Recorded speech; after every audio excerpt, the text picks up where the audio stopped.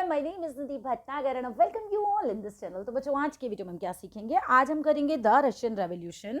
ये second part है, socialism in Europe and the Russian revolution का। पिछला पार्ट मैंने ऑलरेडी अपलोड कर दिया है, फर्स्ट पार्ट पूरा। तो अगर आप देखना चाहें तो बिल्कुल देख सकते हैं। चलिए, इस वीडियो में हम करेंगे सेकंड पार्ट इसका। स्टार्ट करते हैं। In one of the least industrialised मतलब जहाँ पर लीस्ट इंडस्ट्रियलाइज्ड मतलब जहाँ सबसे कम इंडस्ट्रीज थी, कहाँ पे? Of European state. अगर यूरोपियन स्टेट्स की बात की जाए, वो जगह जहाँ पर सबसे कम इंडस्ट्रीज थी, दिस सिचुएशन वाज रिवर्स्ड। कौन सी सिचुएशन? सरकार में सोशलिस्ट लोगों का आना। हमने लास्ट वीडियो में कुछ लास्ट लाइनों में पढ़ा था कि क्या हो रहा था, सोशलिस्ट लोगों को वो गवर्नमेंट नहीं बना पा रहे थे, सरकार में नहीं आ पा रहे थे। लेकिन रशिया में ऐसा नहीं हो रहा था। रशिया था सबसे कम इंडस्ट्रीज वाला जगह यूरोप का। उस समय बहुत कम इंडस्ट्रीज थी रशिया में, राइट। सोशलिस्ट ने टुक ओवर यानी कब्जा कर लिया था द गवर्नमेंट, सरकार पर, in Russia through the October revolution in 1917। 1917 में सरकार ने क्या किया था? कब्जा कर लिया था सरकार, मतलब सोशलिस्ट लोगों ने कब्जा कर लिया था सरकार पर, अपनी सरकार बना ली थी। ठीक है, कौन से रेवोल्यूशन के द्वारा? अक्टूबर रेवोल्यूशन के द्वारा। दो रेवोल्यूशन होंगे, फरवरी का, अक्टूबर का।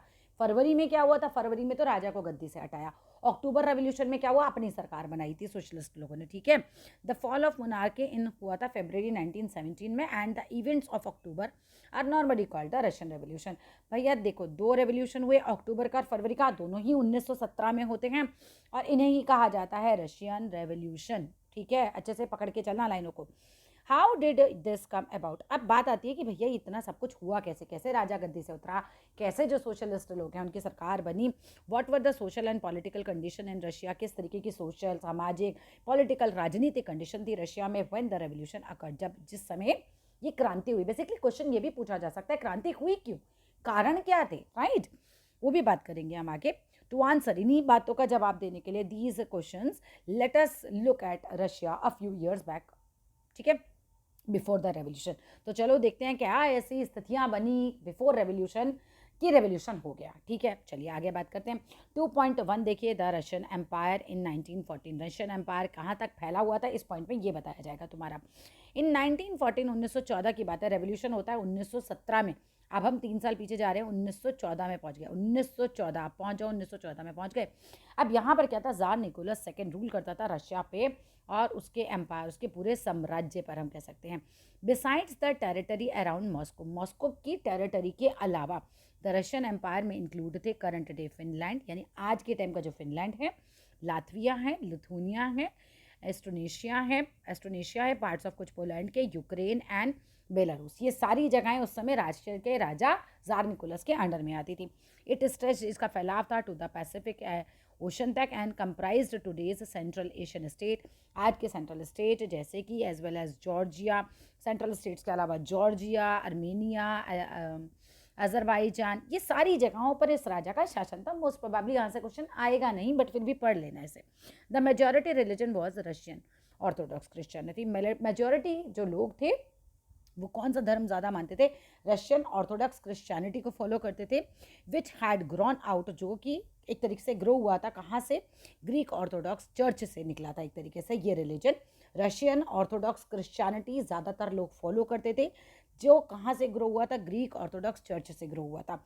But the empire also included Catholics, empire में कैथलिक्स लोग भी थे, प्रोटेस्टेंट्स भी थे, मुस्लिम्स भी थे, बुद्धिस्ट लोग भी थे। ऐसा नहीं था कि केवल एक ही धर्म के लोग थे, अलग अलग धर्मों के लोग भी यहाँ थे। तो इस पैराग्राफ में हमने यही सब पढ़ा और जार निकोलस की तस्वीर हमने देख ली।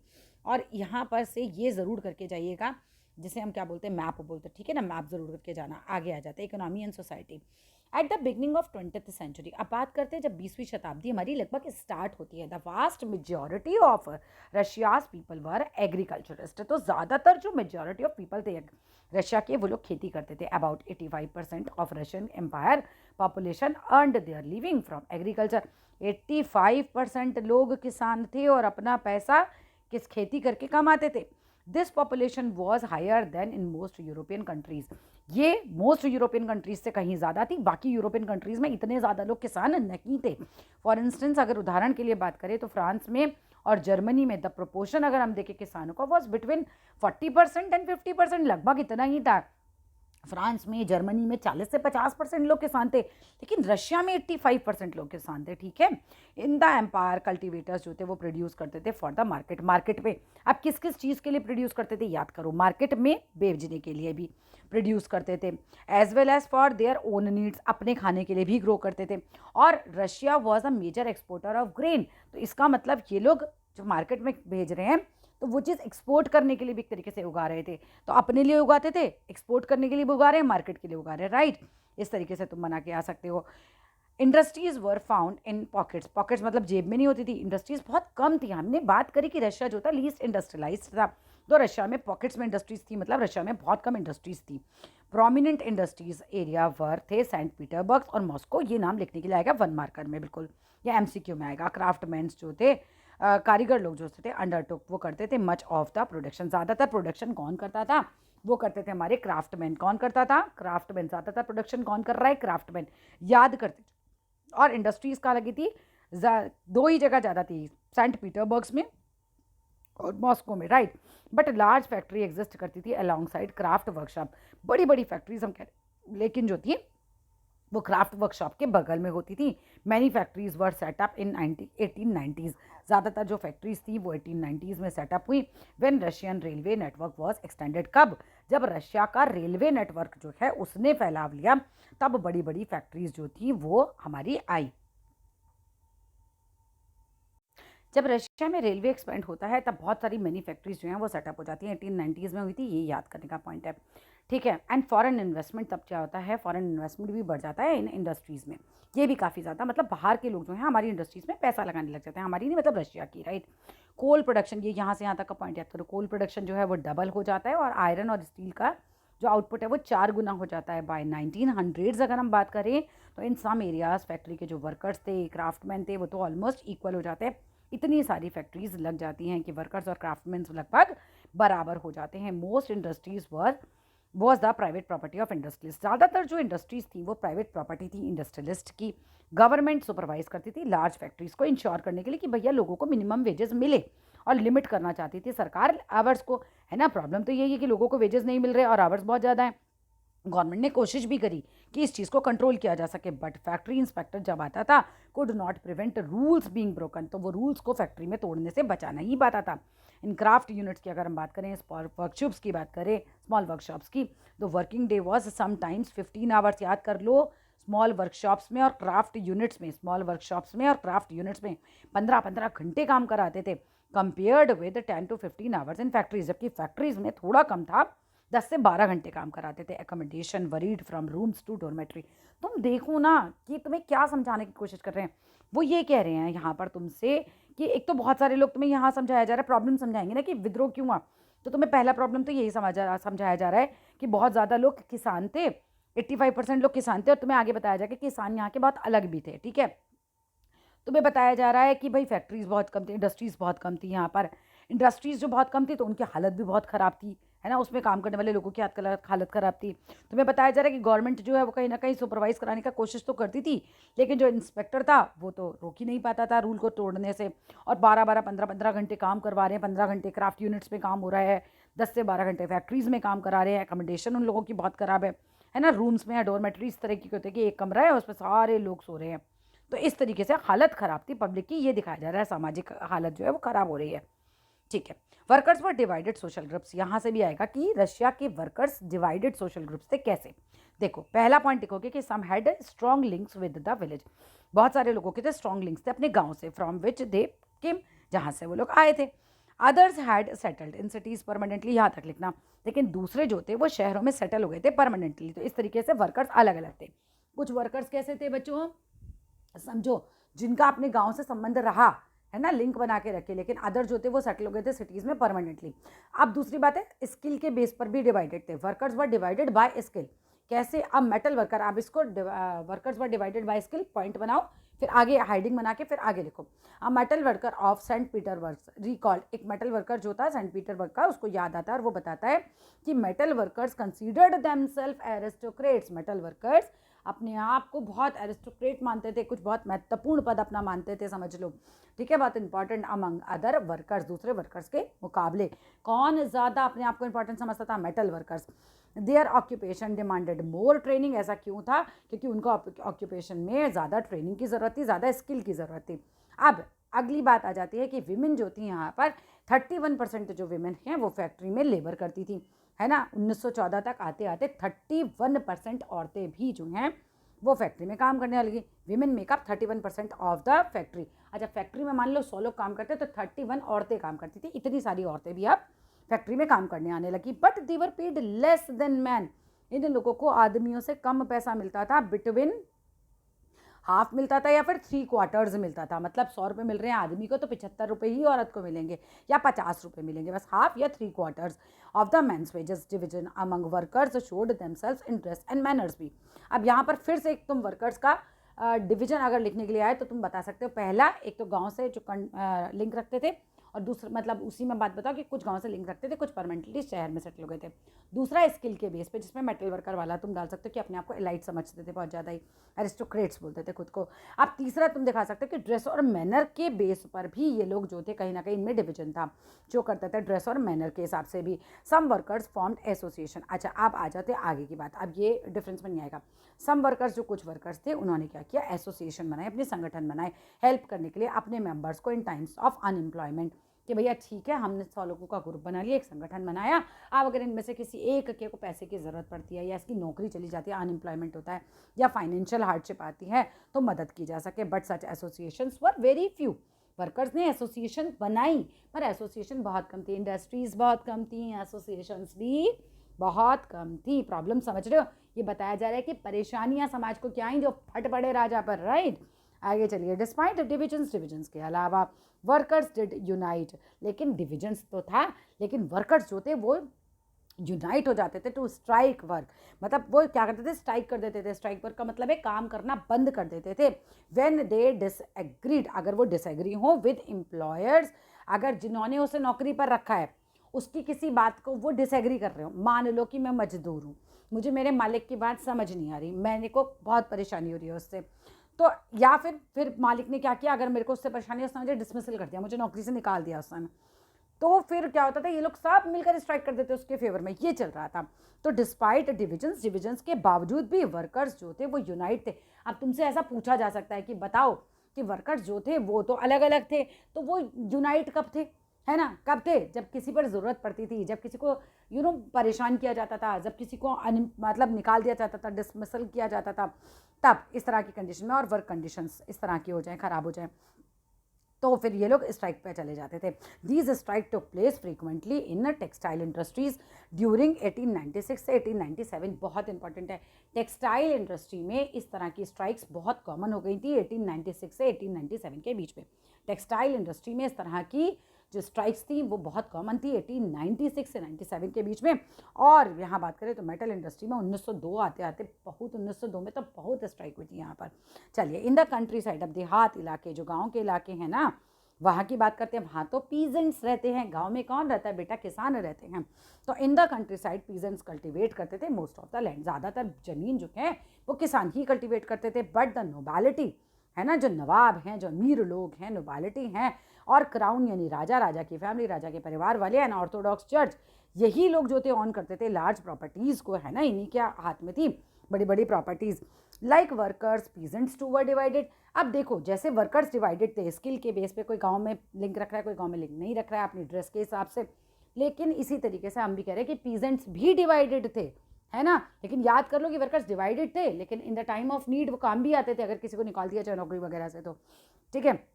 दे वर ऑल्सो, जो पीजेंट्स थे दे वर ऑल्सो डीपली रिलीजियस। अच्छा, हमारे जो किसान थे ये बहुत रिलीजियस थे, धार्मिक बहुत थे। But except in few cases, cases केसेस को अगर हम छोड़ दें, they had no respect for the nobility. अब यहाँ से प्रश्न आएगा कि बताओ रशिया के किसान जो थे वो कैसे अलग थे बाकी यूरोपियन किसानों से?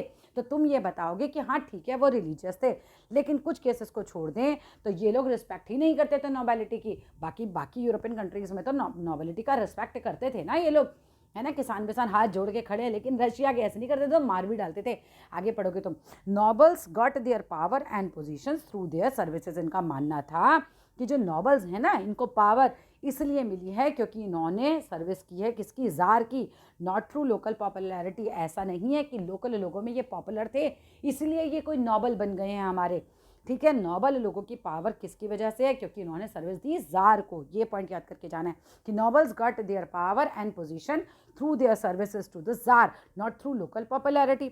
This was unlike France. अब ये फ्रांस से बिल्कुल अलग थी बात, क्योंकि फ्रांस में क्या हुआ था during the French revolution in Brittany, अब ब्रिटनी एक जगह है, पीजेंट्स रिस्पेक्ट करते थे नोबल्स की एंड फॉट फॉर देम। मतलब फ्रांस का तुम्हें एक एग्जाम्पल बताया ब्रिटनी जगह का, जहाँ पर किसानों ने नोबल्स के लिए लड़ाई लड़ी थी। और रशिया का तुम्हें बता रहे हैं कि किसाने नोबल्स के खिलाफ लड़ाई लड़ते थे। अगेन रशिया की बात करें तो peasants wanted the land of the nobles. चाहते क्या थे? ये लैंड चाहते थे नोबल्स का to be given to them, और चाहते थे कि नोबल्स की लैंड इन्हीं को दे दी जाए, किसानों को। सोचते यही थे ना कि काम तो हम कर रहे हैं, प्रॉफिट ये कमा रहे हैं, तो लैंड भी हम ही को दो, हमारे हमको काम करना है। तो फ्रीक्वेंटली लगातार दे रिफ्यूज टू पेरेंट्स। अब ये कहते थे लैंड हमको दो, तो अब ऑब्वियसली अगर मैं ये कहूँ कि ज़मीन मुझे दे दो तो मैं मालिक को डेफिनेटली रेंट तो नहीं पे करूँगी उस समय, क्योंकि मेरा मानना तो ये है कि लैंड मेरी है, मुझे मिलनी चाहिए, तो मैं रेंट नहीं पे करूँगी। तो ये किसान भी रेंट नहीं पे करते थे उस समय, एंड इवन मर्डर्ड लैंडलॉर्ड का मर्डर तक कर देते थे। इन 1902 1902 में this occurred on large scale. भाई इस तरह के मर्डर तो बहुत ज़्यादा होने लगे 1902 में। याद करो 1902 में आते आते इस तरह के मर्डर बहुत ज़्यादा होने लगे। कहाँ पर? इन साउथ रशिया, रशिया में नीचे की तरफ, साउथ रशिया की तरफ, राइट। एंड 1905 में such incident took place all over Russia. 1902 में स्टार्ट हुए और 1905 आते आते पूरे रशिया में लैंडलॉर्ड्स को ये लोग मारने लग गए थे। इस तरह के इंसिडेंट्स बहुत ज़्यादा होने लग गए थे। Russian peasants were different from other European peasants in another way. एक और तरीका बताया गया कैसे अलग थे। क्या करते थे? दे पूल्ड दियर लैंड, या अपने लैंड को टुगेदर इकट्ठा कर लेते थे पीरियोडिकली। ठीक है, टाइम पे 6 महीने बाद हमने क्या किया, इकट्ठा कर लिया अपनी लैंड, सबने उगाया, फसल काटी, फिर अपने लैंड को इकट्ठा कर लिया। तो पीरियोडिकली ये 2 महीने के लिए, 4 महीने के लिए, 6 महीने के लिए फसल के हिसाब से अपनी लैंड को पूल कर लिया करते थे। एंड देयर कम्यून, जो इनका मीर हुआ करता था, समझ लो इनका लीडर हुआ करता था, वो डिवाइड करता था it according to the need of individual family. Individual family के नीड के अनुसार उसको बांट देता था।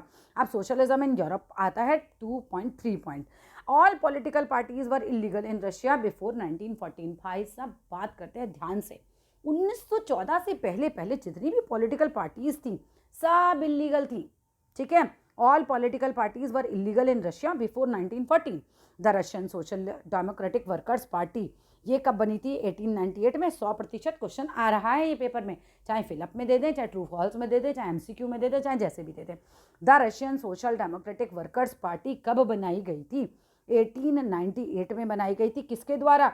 सोशलिस्ट लोगों के द्वारा ही बनाई जाएगी, ऑब्वियस सी बात है। हु रिस्पेक्टेड मार्क्स आइडियाज, उन लोगों के द्वारा जो मार्क्स के आइडियाज़ को रिस्पेक्ट करते थे। फिर भी how ever because of government policy, मतलब गवर्नमेंट की जो आतंक है एक तरीके से, उसकी वजह से it had to operate as an illegal organisation. इसको काम करना पड़ता था इलीगल ऑर्गेनाइजेशन की वजह तरह, क्योंकि हमें बताया गया है ना कि 1914 के पहले तो सब इलीगल था। अब ये पार्टी बनी है 1898 में, तो 1898 में पार्टी इलीगल है, तो उसको कैसे काम करना पड़ रहा है? छुप छुप के। It setup a newspaper. इसने क्या किया? इस पार्टी ने एक न्यूज़पेपर निकाला, इसने मोबिलाइज करे लोग एंड वर्कर्स ने ऑर्गेनाइज करी स्ट्राइक। इसने मोबिलाइज किए वर्कर्स और इन्होंने करे ऑर्गेनाइज करी स्ट्राइक्स। आगे देखते हैं। सम रशियन सोशलिस्ट फेल्ट, कुछ रशिया के सोशलिस्ट जो थे वो महसूस करते थे दैट रशियन पीजेंट जो हैं custom of dividing land periodically made them natural socialist. यहाँ से भी क्वेश्चन आ सकता है कि क्यों कुछ सोशलिस्ट ये सोचते थे कि रशिया के किसान तो नेचुरली ही सोशलिस्ट है, क्योंकि भाई अभी तो बात करी थी कि अपना लैंड पीरियोडिकली जो है वो कंबाइंड कर लेते, तो इनका कम्यून, इनका जो मीर था वो उसको डिवाइड कर देता था। तो यही तो सोशलिज्म में चाह रहे हैं ना लोग, तो ये कहते थे तो नेचुरली सोशलिस्ट है। So peasants not workers would be the main force of the revolution. तो ये कहते थे कि पीजेंट्स जो हैं वो मेन सोर्स ऑफ रेवोल्यूशन होंगे, ना कि वर्कर्स, क्योंकि पीजेंट्स का तो माइंडसेट ही वही वाला है, ये सोचते हैं। So peasants not workers would be the main force of revolution and Russia could become socialist more quickly than other countries. तो यूरोप के जो सोशलिस्ट लोग थे उनको लगता था रशिया को जल्दी सोशलिस्ट बनाया जा सकता है, जगह सोशलिज्म वहाँ जल्दी लाया जा सकता है। Socialist were active in country side. अब जो सोशलिस्ट लोग थे ये काफ़ी एक्टिव थे कंट्री साइड में भी through the late 19th century. Late 19th century का लगभग अंत आ रहा था, अंत के कुछ सालों में तो ये लोग बहुत एक्टिव हो जाते हैं सोशलिस्ट लोग कंट्री साइड में भी। दे formed the socialist revolutionary party इन 1900। दोनों में अंतर है, दोनों को याद करके जाना, दोनों पे प्रश्न आ सकता है। द सोशलिस्ट रेवोल्यूशनरी पार्टी 1900 में बनी थी, किसानों के लिए गांव में बनी थी। और इसके पहले जो हमने अभी पार्टी पढ़ी थी, जो 1898 में बनी थी, द रशियन सोशलिस्ट, ये रहा था Russian social democratic workers party, ये बनाई गई थी। वर्कर्स पार्टी है तो वर्कर्स के लिए, दोनों पार्टी में अंतर समझ में आ गया। अच्छा, गांव में भी अब जब ये बहुत एक्टिव हुए तो इन्होंने 1900 में जाके गांव में भी एक जो है अपनी पार्टी बनाई, सोशलिस्ट रेवोल्यूशनरी पार्टी 1900 में। This party struggled for peasants right. अब ये पार्टी का काम क्या था, याद करके जाओ। ये पार्टी का काम था कि भाई ये राइट्स के लिए लड़े पीजेंट्स के, और डिमांड करें that land belonging to nobles be transferred to peasants. और इनका काम ये था, ये लोग क्या कर रहे थे कि जो लैंड है ना, जो बिलोंग करती है नॉबल्स को, क्योंकि ये तो यही चाह रहे हैं ना कि लैंड पब्लिक को बटे। सोशलिस्ट लोग चाह ही क्या रहे थे, यही तो चाह रहे थे। तो इनका यही मानना था कि जो लैंड बिलोंग करती है नॉबल्स को भी ट्रांसफर्ड टू पीजेंट्स, वो पीजेंट्स को ट्रांसफर होनी चाहिए। सोशल डेमोक्रेट्स जो थे डिसएग्री करते हैं with the socialist revolutionary say about peasants. अब जो ऊपर वाले जो सोशल डेमोक्रेट्स लोग जो थे वो डिसएग्री करते थे इस बात में रेवोल्यूशनरीज से, ठीक है, वो थोड़ा सा इन लोगों की बात को नहीं समझते थे। अब यहाँ पर एक बंदा आता है लेनिन, बहुत इंपॉर्टेंट है, लेनिन पे क्वेश्चन आना ही आना है। लेनिन क्या सोचते थे, लेनिन भी क्या है सोशलिस्ट ही थे, तो लेनिन सोचते थे that peasants were not one United group. तुमसे लेनिन का पॉइंट ऑफ व्यू पूछे तो बता देना कि लेनिन ये सोचते थे कि भाई पीजेंट्स जो है कोई एक यूनाइटेड ग्रुप तो है नहीं, कुछ पीजेंट जो है वो पुअर हैं तो कुछ जो है रिच हैं, सम वर्क करते हैं एज अ लेबर तो कुछ वर्क करते हैं एज अ कैपिटलिस्ट, है ना, विद एम्प्लॉयर्स, जिनके यहाँ एम्प्लॉयर्स भी हैं, जिनके लोग काम भी करते हैं, इस तरीके के हैं। तो गिवन दिस डिफ्रेंसिएशन, इस तरीके के डिफ्रेंसिएशन देके with in them they could not be all B part of the socialist movement. तो जो हमारे लेनिन हैं वो ये कहते हैं कि भैया ये जो हैं हमारे मूवमेंट का पार्ट नहीं बन सकते, सबके सब किसानों को मत लो, क्योंकि कुछ तो अमीर है, कुछ गरीब है, कुछ लेबर है तो कुछ कैपिटलिस्ट है, तो सबको नहीं ले सकते। अभी लेनिन के बारे में भी जो हमें अलग से एक इन्फॉर्मेशन पता है वो ये है कि लेनिन जो है ये भी राजा को हटाना चाहते थे, तो इनको निकाल दिया गया था जब राजा वाजा का शासन चल रहा था, इनको हटा दिया गया था, देश निकाला दे दिया गया था, ये भाग गए थे या तो, ठीक है। फिर ये लेनिन वापस से पिक्चर में अब आए हैं। आगे देखते हैं, the party was divided over the strategy of organisation. अब पार्टी जो है कहीं ना कहीं डिवीजन हो जाता है। मान लो पहले तो एक ही ग्रुप है जो चाह रहा है कि पूरा समाज जो है कलेक्टिवली काम करे और कलेक्टिवली प्रॉफिट बांटे जाए, लेकिन अब जो पार्टी है, क्योंकि लेनिन ये कह रहे हैं कि सब किसानों को मत लो, सबको मत लो, यहाँ पार्टी जो है उसकी स्ट्रेटेजी में ऑर्गेनाइजेशन की वो कहीं ना कहीं डिवीजन आ जाता है। व्लादिमीर लेनिन जो होते हैं who led the Bolshevik group को लेड कर रहे थे व्लादिमीर लेनिन, इंपॉर्टेंट है, that in a repressive society like czar Russia the party could should be discipline. अब वो ये कह रहे हैं व्लादिमीर लेनिन कि दमनकारी नीति है राजा की, रिप्रेसिव मतलब दबाने वाली सोसाइटी है ये, जैसे कि जार की हमारी सोसाइटी है इस समय। तो पार्टी कैसी होनी चाहिए इस समय में, राजा मतलब बहुत ज़्यादा लोग होंगे तो बहुत ज़्यादा बात फैलेगी, कहना चाहिए छुप के काम करना है हमें, यू नो, पार्टी डिसिप्लिन होनी चाहिए and should control the number of quality of members. और कहते थे कि भैया व्लादिमीर लेनिन का मानना था कि पार्टी में क्वालिटी मेंबर्स होने चाहिए इंस्टेड ऑफ क्वांटिटी, ठीक है। अदर्स जो थे, जो बाकी लोग चाह रहे थे कि नहीं सबको लो, वो बन गया मेंशेविक ग्रुप, ठीक है। मेंशेविक्स क्या चाहते थे, that party should be open to all, जैसा कि जर्मनी में था, सोशलिस्ट लोगों की जो पार्टी बनी थी वो सभी के लिए थी, ठीक है। तो यहाँ तक आई होप अच्छे से समझ में आ गया। अब आते हैं अगले पॉइंट पे, अ टर्बुलेंट टाइम, उथल पुथल का समय होता है कब, 1905 का जब होता है रेवोल्यूशन। रशिया वॉज ऑटोक्रेसी, एक बहुत बड़ा पॉइंट है कि भैया क्रांति क्यों आई, क्योंकि ऑटोक्रेसी थी, निरकुंज शासक था, राजा के पास सारी पावर थी, कुछ भी कर रहा था भाई, परेशान हो गए थे लोग, पीछे प्रॉब्लम्स हम पढ़ के आए हैं, हमने वर्कर्स की प्रॉब्लम पढ़ ली, हमने पीजेंट्स की प्रॉब्लम पढ़ ली, ये सब लिख कर आना है प्रॉब्लम्स, है ना, और बताना कि राजा का शासन था। अब राजा से भी बहुत प्रॉब्लम थी, पब्लिक को बताएंगे अभी। Unlike other European rulers even at the beginning of the 20th century, दूसरे यूरोपियन रूलर्स से हटकर हम ये बात बोल रहे हैं कि जो 20th सेंचुरी में czar was not subject to parliament. देखो बाकी यूरोपियन कंट्रीज में क्या था, जो रूलर्स थे उनके यहाँ पार्लियामेंट थी, और पार्लियामेंट के हिसाब से वो लोग जो थे शासन करते थे। पार्लियामेंट में अकेले राजा का शासन तो चलेगा नहीं, लेकिन यहाँ पर क्या चल रहा था, यहाँ पर जार के पास कोई पार्लियामेंट थी नहीं।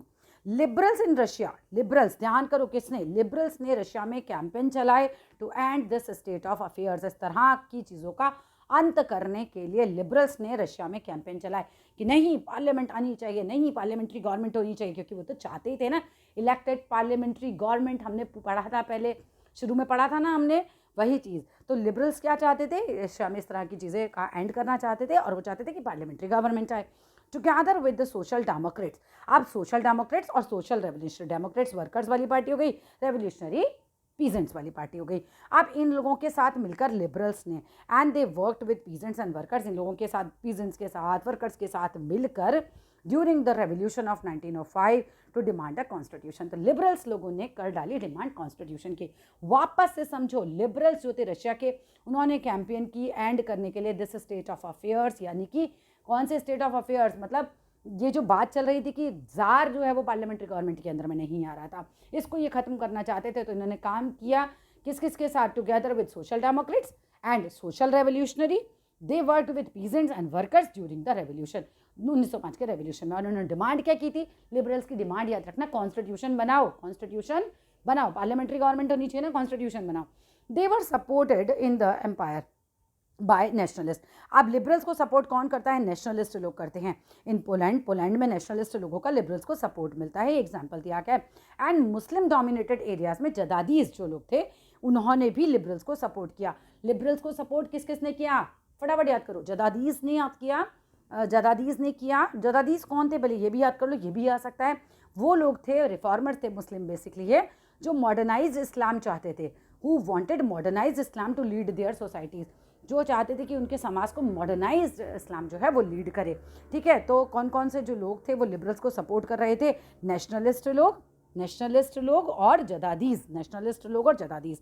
चलिए, the year 1905 was particularly bad one for Russian workers. 1904 जो था रशियन वर्कर्स के लिए बहुत ख़राब आता है। क्या होता है, प्राइजेस ऑफ एसेंशियल गुड्स जो थे बहुत तेज़ी से बढ़ जाते हैं और रियल वेजेस जो है डिक्लाइन हो जाते हैं बाय 20%। रियल वेजेस समझते हो ना, अगर मान लो आज 10 रुपये का एक चिप्स आता है और कुछ ऐसी हो जाए स्थितियाँ कि चिप्स तो 10 ही रुपये का, चिप्स जो है 10 ही रुपये का आ रहा है, लेकिन तुम्हारी तनख्वाह जो 100 रुपये हुआ करती थी आज 20 रुपये रह जाए, तो रियल वेजेस जो है वो डिक्लाइन हो गए एक तरीके से, है ना। या उतने पैसों में सामान ही नहीं आ रहा हो, उतना 10 रुपये में जो चिप्स आता है वो 100 रुपये का आ रहा हो। इस तरीके से बेसिकली हम ये समझ सकते हैं कि रियल वेजेस जो थे वो 20% डिक्लाइन हो गए थे। तो अब 1904 में तो भैया वर्कर्स के लिए हो गई बहुत ज़्यादा दिक्कत। ठीक है, the membership of workers associations rose dramatically. अब आपको ये पता है कि दिक्कतें बहुत है वर्कर्स को, तो वर्कर्स की जो एसोसिएशन बनी थी, एसोसिएशन बनी ही किस लिए होती हैं, प्रॉब्लम सॉल्व करने के लिए। तो प्रॉब्लम्स जब बहुत ज़्यादा बढ़ रही हैं तो क्या हुआ, एसोसिएशन के अंदर मेंबर्स भी बहुत ज़्यादा बढ़ने लगे, ड्रामेटिकली बहुत लोगों ने ज्वाइन कर लिया। When 4 members of assembly of Russian workers which had been formed in 1904 were dismissed at पुलितोव आयरन वर्क्स, तो there was a call for industrial action. ध्यान से समझना, बिल्कुल क्वेश्चन आएगा यहाँ से। होता क्या है, 4 आदमी होते हैं, 4 आदमियों को नौकरी से निकाला जाता है। वो कौन से थे, असेंबली ऑफ रशियन वर्कर्स के मेंबर थे, असेंबली ऑफ रशियन वर्कर्स के मेंबर थे। ठीक है, अब ये असेंबली ऑफ रशियन वर्कर्स कब बनी थी ये भी पूछा जा सकता है, 1904 में बनी थी। अब इनको क्या किया जाता है, निकाल दिया जाता है। ये कहाँ काम करते थे, पुलितोव आयरन वर्क्स में काम करते थे। तो ये लोग सारे लोग जो है स्ट्राइक कर देते हैं, 4 को निकाला बट बाकी सब स्ट्राइक कर देते हैं। Over the next few days में क्या होता है, 1,10,000 वर्कर्स जो थे at Saint Petersburg went on strike, Saint Petersburg में स्ट्राइक पे पहुंच जाते हैं एंड डिमांड करते हैं reduction in the working day. फिर अगेन मैंने कहा वही बात है कि वर्कर क्या मांगेगा कि भैया वर्किंग डे जो है उसको कम किया जाए। तो उन्होंने कहा वर्किंग आवर्स करो 8 आवर्स बस।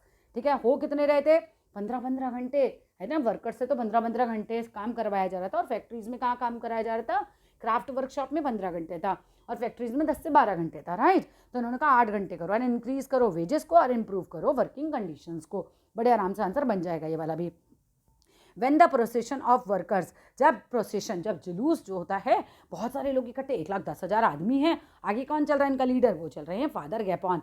तो ये जो जुलूस है, जो फादर गैपॉन जो इसके लीडर थे वो लेके चलते हैं। तो ये पहुंचता है विंटर पैलेस पे, राजा के महल पे। And it was attacked by police and Cossacks. तो इस जुलूस पे पुलिस और घुड़सवार सेना, कोसैक्स मतलब घुड़सवार सेना, इस पर कर देती है एकदम हमला। Over 100 workers were killed. अब यहाँ पर 100 वर्कर्स जो हैं मारे जाते हैं एंड अबाउट 300 जो हैं वो घायल हो जाते हैं। This incident known as bloody Sunday, और इस इंसिडेंट को हम ब्लडी संडे के नाम से जानते हैं। Started a series of events and became known as the 1905 revolution. यही था 1905 का रेवोल्यूशन, समझ रहे हो, ये ब्लडी संडे जो हुआ। ठीक है, इसके बाद तमाम सीरीज ऑफ इवेंट्स हुए जगह जगह और यही था 1905 का रेवोल्यूशन। ठीक है, अब बना लोगे आराम से आंसर। स्ट्राइक्स टुक प्लेस, अब इसमें होता क्या है बेसिकली 1905 के रेवोल्यूशन का आउटकम क्या है, बना हुआ क्या फिर इससे, स्ट्राइक्स हुई जगह जगह all over the country and universities जो है वो क्लोज डाउन हो गई। मैंने स्टूडेंट बॉडीज़ ने, जो बच्चों ने स्टार्ट वॉकआउट, मतलब उन्होंने कक्षाओं का बहिष्कार किया, उन्होंने मना कर दिया हम नहीं जाएंगे अब क्लासेस में। इवन कैंपेन्स निकाले गए, ठीक है, about the lack of civil liberty. लोगों ने कहा किस लिए कैंपेनिंग करी गई, सॉरी कंप्लेंट किया गया, कंप्लेंट डाली गई, एक तरीके से कंप्लेंट करते थे कि हमें सिविल लिबर्टी नहीं है। अब ये तो स्टूडेंट्स की बात हुई, इसके अलावा lawyers, doctors, engineers and other middle class workers जो थे, उन्होंने भी इस्टेब्लिश करा यूनियन ऑफ यूनियंस को। यूनियन ऑफ यूनियंस किसने इस्टेब्लिश किया, लॉयर्स, वर्कर्स, डॉक्टर्स, याद कर लो, lawyer, doctors, engineers, lawyer, doctors, engineers, इन्होंने क्या इस्टेब्लिश किया, यूनियन ऑफ यूनियंस। अगेन एक संगठन हो गया, और इन्होंने डिमांड किस चीज़ के लिए करी, कॉन्स्टिट्यूएंट असेंबली, हटाओ इस राजा को, लाओ कॉन्स्टिट्यूएंट असेंबली, एक ऐसी असेंबली जहां कॉन्स्टिट्यूशन के हिसाब से देश चलेगा, राइट। अब during the 1905 revolution the jar allow करता है the creation of an elected consultative parliament और ड्यूमा। बहुत बुरे हालात थे, जार जो थे वो समझ गए थे कि अब ज़्यादा नहीं चल पाएगा ऐसे, तो इन्होंने कहा कि ठीक है, चलिए ठीक है, एक इलेक्टेड कंसल्टेटिव पार्लियामेंट मैं बना देता हूँ। इलेक्टेड कंसल्टेटिव पार्लियामेंट का मतलब वो लोगों का ग्रुप जिनसे मैं सलाह लूंगा और फिर मैं शासन चलाऊंगा, ठीक है ना। हमारे प्रधानमंत्री भी तो अकेले सारे निर्णय तो नहीं लेते, मंत्री लोग मिलजुल के लेते हैं, ऐसे ही इन्होंने भी कहा कि मैं भी बनाऊंगा ये ड्यूमा, जैसे हमारी संसद होती है ऐसे इन्होंने ड्यूमा बनाई। बट क्या होता है, क्या राजा को अच्छा लगेगा उसके कोई उसको पूछ के काम करना पड़े, उस जमाने के राजा को, ना बाबा ना। आगे देखो, फॉर अ ब्रीफ, कुछ टाइम के लिए, while during elected consultative, sorry for a brief, कुछ टाइम के लिए क्या होता है, वाइल ड्यूरिंग द रेवोल्यूशन, जब रेवोल्यूशन चल रहा होता है, there existed a large number of trade union, तो उस समय बहुत सारे ट्रेड यूनियन भी अस्तित्व में आए थे। जब रेवोल्यूशन चल रहा था तब ट्रेड यूनियन भी बने। बात समझो कि वर्कर्स ने अपने यूनियन बनाए, पीजेंट्स ने अपनी एक पार्टी बना रखी है, अब यहाँ ट्रेड यूनियंस भी बनी एंड फैक्ट्री कमिटीज़ भी मेडअप हुई, है ना, फैक्ट्री वर्कर्स की फैक्ट्री कमिटीज़ भी बनी। आफ्टर 1905 मोस्ट कमिटीज़ जो थी एंड यूनियंस वर्कड अनऑफिशियली, 1905 के बाद भी ज़्यादातर ये लोग जो थे कमिटीज़ और जो यूनियंस बनी थी, यूनियंस किसने बनाई थी, फटाफट बोलो, ट्रेड यूनियन बनाई थी, है ना, जो ट्रेड करते होंगे व्यापारी लोग होंगे, और फैक्ट्री कमिटी फैक्ट्री के वर्कर्स ने बनाई। अब ये लोग अनऑफिशियली काम करते थे, since they were declared illegal, क्योंकि उनको क्या कहा गया था, ये इलीगल है। अब severe restrictions were placed on political activities, बहुत ज़्यादा रिस्ट्रिक्शंस लगाई गई थी पॉलिटिकल एक्टिविटीज़ पे, क्योंकि अगेन बात वहीं आती है कि राजा के विरोध में कोई काम करेगा तो भैया राजा तो पकड़ के मारेगा, ठीक है। तो पॉलिटिकल एक्टिविटीज़ पर बहुत ज़्यादा रिस्ट्रिक्शंस लगी। The czar dismissed the first Duma within 75 days. MCQ question, czar ने पहला ड्यूमा बना तो दिया दबाव में आके, ठीक है, लेकिन 75 दिनों के अंदर अंदर उसने उसको डिसमिस कर दिया एंड री इलेक्ट किया second Duma within 3 months में, 3 महीने में फिर से उसने लोगों को इलेक्ट किया, फिर से ड्यूमा बनाया। He did not want any questioning of his authority, वो बिल्कुल नहीं चाहता था कि उसकी अथॉरिटी के ऊपर कोई क्वेश्चन उठाए, है ना, उसको कोई जवाबदार, मतलब उसको जवाब देना पड़े किसी को, या कोई ये कहे कि जार तुम ये चीज़ सही नहीं कर रहे हो, वो नहीं चाहता था ऐसा कोई क्वेश्चनिंग अपने ऊपर, और any reduction in his power, वो बिल्कुल नहीं चाहता था कि उसकी पावर में कोई भी रिडक्शन हो। इसने क्या किया, आप जो दोबारा ड्यूमा बनाई, he changed the voting laws, उसने वोटिंग लॉज ही बदल दिए and packed the third Duma, और तीसरी ड्यूमा को उसने क्या किया, packed the third Duma with conservative politicians से थर्ड ड्यूमा को भर दिया। लिबरल्स एंड रेवोल्यूशनरीज पर कैप्ड आउट, और उनको तो बिल्कुल बाहर ही कर दिया। अब होती है फर्स्ट वर्ल्ड वॉर, इस वीडियो का लास्ट ही टॉपिक है ये, the first world war and the Russian empire. 1914 में क्या होता है, वॉर हो जाती है between the European alliances, European alliance पे कौन आते हैं अलायंस में, जर्मनी, ऑस्ट्रिया एंड टर्की आते हैं, ये आते थे सेंट्रल पावर में, and France, Britain and Russia आते थे लेटर, इसमें इटली और रोमानिया ने भी आ गए थे युद्ध में ये, तो ये लोग आ जाते हैं दूसरी पावर में। Each country had a global empire, अब हर कंट्री का अपना एक ग्लोबल लेवल पर एम्पायर फैला हुआ था, है ना, ये सिर्फ अपनी जगह तक सीमित नहीं थे, इनका एम्पायर दूर दूर तक फैला हुआ था। इसकी वजह से क्या होता है, the war was fought outside Europe, जो फर्स्ट वर्ल्ड वॉर है वो यूरोप के बाहर भी लड़ी जाती है as well as in Europe भी लड़ी जाती है, and this was the first world war, ये थी पहली वर्ल्ड वॉर। अब in Russia the war was initially popular, शुरुआत में तो लोगों में बड़ा उत्साह रहा, और शुरुआत में क्या रहा, इनिशियली वॉर बहुत पॉपुलर रही, एंड पीपल ने रैली की अराउंड जार निकोलस सेकंड के आजू बाजू। एज द वॉर कंटिन्यूड, लेकिन जैसे जैसे वॉर चलती रही, through the czar refuse to consult the main parties in the Duma. तो जार ने क्या किया, देखो युद्ध चल रहा है, फर्स्ट वर्ल्ड वॉर चल रहा है, लेकिन जार जो है वो ड्यूमा में कंसल्ट ही नहीं कर रहा, ड्यूमा में कंसल्ट ही नहीं कर रहा, लोगों से रिफ्यूज़ कर रहा है कंसल्ट करने से, है ना, मेन पार्टीज की ड्यूमा की। एंड सपोर्ट कर क्या हुआ इसके बाद आगे देखते हैं, सपोर्ट वोर थिन। अब राजा का सपोर्ट कम होने लगा, क्योंकि राजा युद्ध चल रहा है लेकिन फिर भी डिस्कस कुछ नहीं कर रहा, तो राजा का सपोर्ट हो जाता है कम। एंटी जर्मन सेंटिमेंट्स रैन हाई। और जर्मनी के खिलाफ, अब याद रखना राजा की पत्नी जो थी वो जर्मन थी, अब जर्मनी के खिलाफ, क्योंकि युद्ध चल रहा है, जर्मनी इनके विरोध में चल रहा है, तो जर्मनी के खिलाफ जो है एंटी जर्मन जो है वो सेंटिमेंट्स भी बहुत ज़्यादा हाई हो जाते हैं। As can be seen in renaming of Saint Petersburg. Saint Petersburg का दूसरा नाम चेंज किया गया, क्योंकि एक जर्मन नेम था एज पेट्रोग्राड, और सेंट पीटरबर्ग का नाम चेंज करके पेट्रोग्राड रख दिया गया था। स्पेलिंग सहित याद करके जाना। द जरीना अलेक्जेंडर जर्मन की जो पत्नी थी एक तरीके से, उनका ओरिजिन जो था वो जर्मनी का ही था। एंड पुअर उनका एडवाइजर था, एक स्पेशली एक मॉन्क था, साधु था, जिसका नाम था Rasputin. Made the aristocracy unpopular. फिर से याद कर लो, राजा को हटाने के कुछ कारणों में से ये भी हुआ, एक तो वॉर चल रही है, राजा की सेना हार भी रही थी, अभी बताया जाएगा, हम हार भी रहे हैं, पब्लिक थक जाएगी, युद्ध होते होते सैनिक थक जाएंगे, तो ये भी राजा को हटाने का कारण था। एक कारण इसमें तुम ये भी लिख सकते हो कि राजा जो था वो ड्यूमा के साथ कंसल्ट ही नहीं कर रहा था। एक कारण तुम ये भी लिख सकते हो कि कहीं ना कहीं जो रानी थी वो जर्मन थी, और वो मॉन्क जो था रासपुतिन, इसकी लोग बहुत ज़्यादा बातें सुनने लग गए थे, तो परेशान हो गए थे, लोगों को मतलब एक तरीके से ट्रस्ट नहीं रहा था अब राजा पे। The first world war was on the eastern front different from the western front. अब फर्स्ट वर्ल्ड वॉर जो थी ना वो ईस्टर्न फ्रंट और वेस्टर्न फ्रंट पे कुछ अलग अलग रही। इन द वेस्ट अगर हम बात करें तो आर्मीज फॉट फ्रॉम ट्रेंचेस, आर्मी जो थी वो खाइयों ट्रेंचेस में से लड़ती थी अलॉन्ग द ईस्टर्न फ्रांस। और कहाँ तक लड़ती थी, मतलब एक तरीके से समझो कि फ्रांस का जो ईस्टर्न साइड है ना, वहाँ पर ये वॉर जो थी, फ्रांस का ईस्ट साइड है, राइट, ईस्टर्न कह सकते हैं फ्रांस ना, वहाँ पे ट्रेंचेस में खाई हो रही थी। और ये जो जगह है जहाँ पे वॉर हो रही है उसका हम समझ लो कि वो कौन सा पार्ट था, ये वेस्ट पार्ट था, ठीक है ना। First world war on the eastern front different थी from the western front. In west armies जो थी वो फॉट करती थी ट्रेंचेस से, जो कि स्ट्रेच जो कि फैली हुई थी ट्रेंचेस ईस्टर्न फ्रांस तक फैली हुई थी, ठीक है। चलो आगे आओ। In the east आर्मीज move the good deal. अब ईस्ट में क्या हुआ, आर्मीज बहुत आगे तक बढ़ गई थी एंड फॉट बैटल्स, उन्होंने बैटल्स लड़ी, लीविंग लार्ज कैजुअलिटीज, और बहुत लोग मर गए, है ना, सेना जो थी बहुत आगे तक चले गए, बहुत लोग इसमें मरे, ईस्ट में भी मरे और वेस्ट में भी मरे। Defeats were shocking and demoralising. Again एक पॉइंट आ गया ना, देखो वॉर में हम हार रहे हैं, रेवोल्यूशन क्यों हो रहा है, वॉर में हम हार रहे हैं, राजा ड्यूमा की सुन नहीं रहा, ठीक है, तो डिफीट्स जो थे बहुत ज़्यादा शॉकिंग हुए, डिमोरलाइजिंग हो गए। Russia's army lost badly in Germany and Austria. अब रशिया की जो आर्मी है वो बहुत बुरी तरीके से हारती है, जर्मनी में भी ऑस्ट्रिया में भी, बिटवीन 1914 से 1916 के बीच में। भाई 2 साल इतने खतरनाक निकलते हैं, ठीक है। There were over 7 million casualty, 7 million लोग मर जाते हैं 1917 आते आते। They were retreated. अब ये लोग पीछे हटते हैं, जो आर्मी है ना रशिया की पीछे हटती है, लेकिन क्या होता है, रशियन आर्मी डिस्ट्रॉय करती जाती है क्रॉप्स को और बिल्डिंग्स को, है ना, टू प्रिवेंट, बचाने के लिए एनिमीज़ को from being able to live off on the land, की वो इस लैंड की यूज़ ही ना कर पाएँ, है ना, इस फसल को खा ही ना पाएँ। ऐसा तब तो इतने ज़्यादा चीज़ें थी नहीं बेटा, है ना, कि सुजुकी क्या है आपका जोमेटो से मंगा लिया खाना, तो सेना इतनी बड़ी है उसको खाने के लिए चाहिए, तो उन्होंने फसल जला दी अपनी, पीछे हटते का फसल जला दी, बिल्डिंग्स भी इवन फूकी थी इन्होंने। सिचुएशन जो थी बहुत खराब। अच्छा, the destruction of crops and buildings led to over 3 million refugees in Russia. आपने बिल्डिंग जलाई, आपने खाना जलाया, इसकी वजह से 3 मिलियन लोग जो हैं वो रिफ्यूजी हो गए, घर से बेदखल हो गए अपने अपने। The situation discredited the government. अब इस सिचुएशन की वजह से भी लोगों का विश्वास जो है पूरे सरकार पे से चला गया और ज़ार पे से चला गया।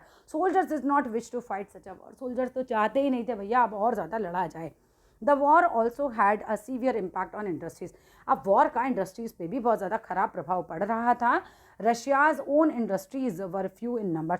अब रशिया की अपनी इंडस्ट्रीज तो बहुत कम थी नंबर्स में, and the country was cut off from other suppliers of industrial goods. अब कंट्री जो थी, क्योंकि युद्ध चल रहा है, तो जो भी सप्लाई होने वाली चीज़ें हैं, इंडस्ट्रियल गुड्स हैं, उनसे भी कट ऑफ हो गई। जर्मन कंट्रोल ऑफ बाल्टिक सी, क्योंकि क्या हुआ, देखो गुड्स आते थे बाल्टिक सी से, सामान आता था, देखो इंडस्ट्री में चीज़ें बन रही हैं, सामान आना है बाल्टिक सी से, समुद्र से, लेकिन जर्मन ने वहाँ कंट्रोल कर दिया, तो रशिया में सामान नहीं आ सकता। जर्मन और रशियन जो हैं ये लोग दुश्मन थे उस समय।